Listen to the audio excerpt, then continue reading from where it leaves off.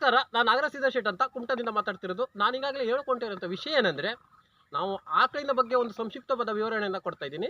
ಈಗಾಗಲೇ ಆಕಳನ್ನ ನಮ್ಮ national animal ಅಂತ ಒಂದು ರಾಷ್ಟ್ರೀಯ ಪ್ರಾಣಿಯನ್ನಾಗಿ ಕೇಂದ್ರ ಸರ್ಕಾರ ಹಾಗೂ ರಾಜ್ಯ ಸರ್ಕಾರ ಒಂದು ಅನೌನ್ಸ್ಮೆಂಟ್ ಮಾಡಬೇಕು. ಯಾಕೆ ಅಂದರೆ ಅದು ನಮ್ಮ ಧರ್ಮದಲ್ಲಿ ನಾವೇನು ಪೂಜೆ ಮಾಡ್ತೀವಿ. ಅದಕ್ಕೆ ಆಕಳಿಗೆ ಅದಕ್ಕೆ ಆದ ಸ್ಥಾನಮಾನಗಳು, ದೇವರದ್ದು ಒಂದು ಸ್ಥಾನಮಾನಗಳು ಇದಾವೆ. ಯಾಕಂದರೆ ನಮ್ಮ ಕಣ್ಣಿ ಕಾಣೋ ದೇವರು ಅಂದರೆ ಆಕಳು ಒಂದೇ. ಅದು ಆ ಒಂದು ನಿಟ್ಟಿನಲ್ಲಿ ಅದಕ್ಕೆ ಕೋಟ್ಯಾನುಕೋಟಿಗಟ್ಟಲೆ ದೇವತೆಗಳು ಅದರಲ್ಲಿ ವಾಸವಾಗಿದ್ದಾವೆ. ಮತ್ತು ಅದರದ್ದು ಸಂಬಂಧಪಟ್ಟಂತೆ ನಾವು ಎತ್ತಿಗೂ ಕೂಡ ನಂದಿ ಅನ್ನೋದು ಒಂದು ಈಶ್ವರನ ವಾಹನ ಅಂತಲೂ ಕೂಡ ಅದಕ್ಕೂ ಕೂಡ ಒಂದು ಸ್ಥಾನಮಾನಗಳಿದ್ದಾವೆ. ಅದಕ್ಕೋಸ್ಕರ ಈ ನಮ್ಮ ಕಣ್ಣಿ ಕಾಣೋ ದೇವರಂದರೆ ಆಕಳು ಹಾಗೂ ನಾವೇನೋ ಹಾವು ಏನೋ ಅಂತೀವಲ್ವ, ಅದ್ರ ಬಗ್ಗೆ ಅದಕ್ಕೋಸ್ಕರ ನಾವು ಆಕಳನ್ನ ನಾವು ರಾಷ್ಟ್ರೀಯ ಪ್ರಾಣಿಯನ್ನು ಆಗಿ ಮಾಡಬೇಕು. ಯಾಕಂದ್ರೆ ರಾಷ್ಟ್ರೀಯ ಪ್ರಾಣಿಯಾಗಿ ಮಾಡಲಿಲ್ಲ ಅಂದ್ಬಿಟ್ರೆ ಕಠಿಣ ಕಾನೂನು ಬರೋದಿಲ್ಲ. ಆ ಒಂದು ನಿಟ್ಟಿನಲ್ಲಿ ನ್ಯಾಷನಲ್ ಅನಿಮಲ್ ಮಾಡಬೇಕು. ಅದಕ್ಕೆ ರಾಷ್ಟ್ರೀಯ ಪ್ರಾಣಿಯನ್ನು ಮಾಡಬೇಕು.